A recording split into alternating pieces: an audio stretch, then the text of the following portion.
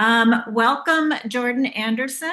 I'm so glad you're here to talk today about your presentation at the upcoming State of Therapy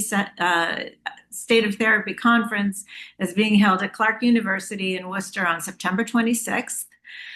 Your topic is how AI impacts relationships, ethics, embodiment, connection, and sexuality.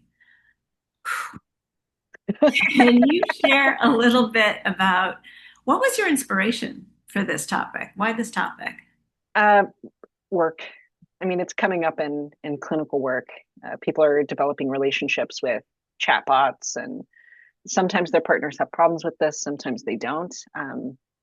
And what's clear to me is that technology isn't going to get less advanced, it's going to get more advanced.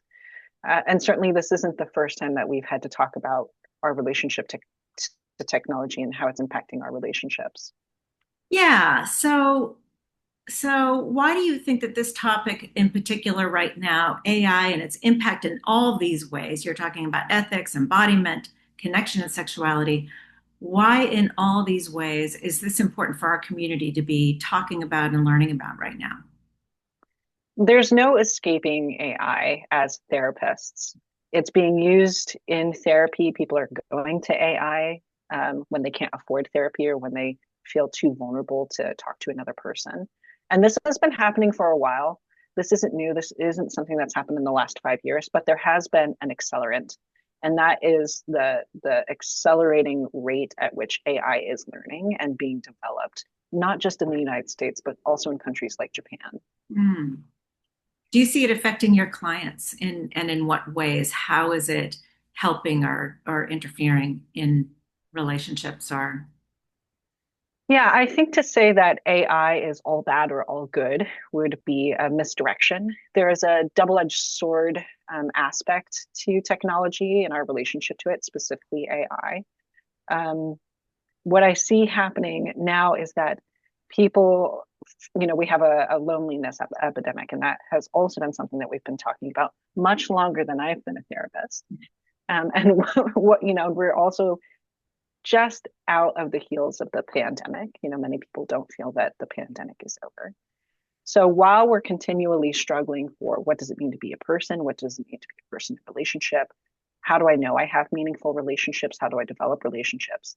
Some people are cutting those questions altogether and developing relationships with AI and technology, or subsidizing their relationships by using AI and Hmm. technology to get their emotional, psychic, social needs met. And I think there's benefit and cost to that needs to be examined.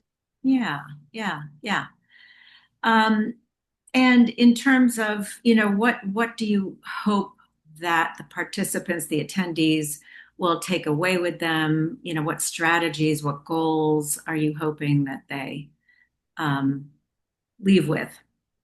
I'm not entirely sure that therapists are going to lead with strategies, Okay. but I hope that we can all be reflective um, as a practicing body. We are trained on how to have healthy relationships, and part of our responsibility to the profession is to be able to help communicate to other people how to have healthy relationships. So as a profession, we need to be talking about how AI is impacting relationships so that we can be informed and help people explore what their cost benefit analysis is with technology in their life. So maybe they'll leave with skills. I don't know. Maybe that's a cliffhanger. Yeah. And do you have a cohort in which you speak to, do you speak to people about the impact of AI or, who's talking about it? Where are we learning about it? We're learning about it in a lot of different ways. David Levy is not a therapist. He's actually a chess master who wrote a book back in 2007, Love, Sex, and Robots. The person that I'm most interested in right now is a professor at MIT, and her name is Sherry Turkle. She ended up exploring, she's a sociologist. She ended up exploring AI kind of by accident and by chance. And for the last 15 plus years has been exploring our relationship to this technology and how it's advancing. She tends to be more critical and more introspective than David Levy. David Levy has this kind of, it's going to happen, so why not enjoy it kind of mentality. And if it can mimic uh, feelings and thoughts and engagement, then why not consider it as real? And her perspective is that this is a fake or false kind of intimacy. I Mm. think her specific words are artificial intimacy. Hmm. Yeah. Yeah. So you're going to sort of be talking, discussing the both sides. Yeah. Really. Yeah. Yeah. Yeah. I'm going to try and be aware of my own biases, Yeah. I suppose. Good luck with that. Won't we all be? Yeah. Yeah. The person of the therapist work there. Yeah. For sure. For sure. All right. Anything else you want to say? Come to the conference. Come to the conference. Come to the conference. How often do you get to meet with everyone in person? Yeah. Yeah. Yeah. Come hang out. Absolutely. Thank you, Jordan. Thank you, Catherine.